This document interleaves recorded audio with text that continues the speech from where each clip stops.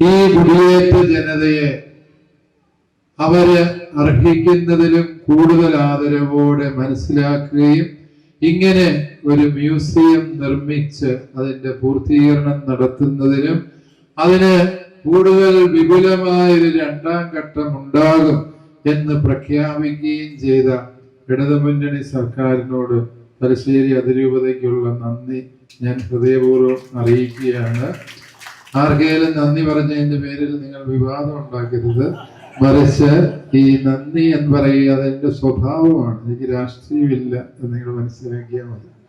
അതുകൊണ്ട് പ്രിയപ്പെട്ടവരെ, ഈ ഇടതുമുന്നണി സർക്കാരിനോട് ഞങ്ങൾക്ക് വലിയ നന്ദിയുണ്ട്. അതിന്റെ കാരണം നമ്മൾ ഈ കടന്നപ്പള്ളി രാമചന്ദ്രൻ സാറ് ഈ മ്യൂസിയം പുരാവസ്തു വകുപ്പിന്റെ ചുമതല വന്നപ്പോൾ തന്നെ ഞങ്ങൾക്ക് മനസ്സിലായി, ഗാന്ധിയൻ എന്ന പേര് ഇന്ന് അന്വർത്ഥമാക്കുന്ന അപൂർവം ചിലരേ ഈ ഭൂമിയിൽ ജീവിച്ചിരിപ്പോൾ. അങ്ങനെയുള്ള ഒരു വ്യക്തിത്വമാണ് പ്രിയപ്പെട്ട രാമചന്ദ്രൻ കടന്നപ്പള്ളി സാർ. സാറിന്റെ ഫോട്ടോയും കൂടി ഈ മ്യൂസിയത്തിൽ വയ്ക്കാവുന്നതാണ്, ജീവിച്ചിരിക്കുമ്പോൾ തന്നെ എന്നുള്ളതാണ് എൻ്റെ അഭിപ്രായം.